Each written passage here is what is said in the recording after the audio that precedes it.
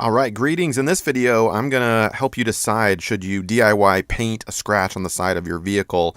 This is our new minivan 3 years ago, actually, and within the first 2 weeks of owning it, we suffered a major scratch rubbed up against the side of a concrete pillar.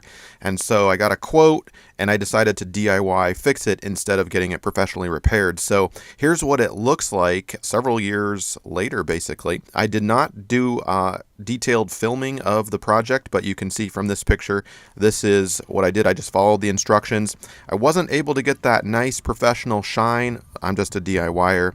But you can see here on the van door some of the discoloration happening. It's yellowing just a little bit. Again, this is about 3 years later. I used this patch stuff to fill the deeper scratches. It went all the way to the metal, as you could have seen.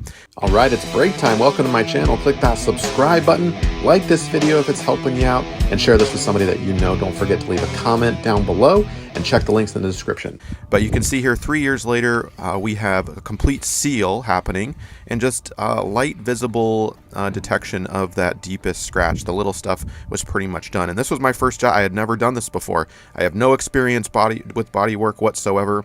I'm a little not super happy with the yellowing, but overall, we decided to DIY it. It saved us about $1,500 to $2,000 as opposed to getting it done all the way. Now we might take that hit when we go to resell the vehicle, but we're going to be driving this baby to the ground. So we're like, okay, it might look a little different on the sunny days or overcast days, but we can live with that as long as there's no rust happening or anything like that. So that's something to consider if you're like, oh, should I DIY this or not? I bought this kit online, and maybe that technology has certainly developed, but you can do that research yourself. I'll put links in the description below for some possibilities if you're thinking about DIYing this yourself. But it was a fun project. I learned a lot, and that's what we did. We're living with this baby. So hopefully this has helped you out. Thanks so much.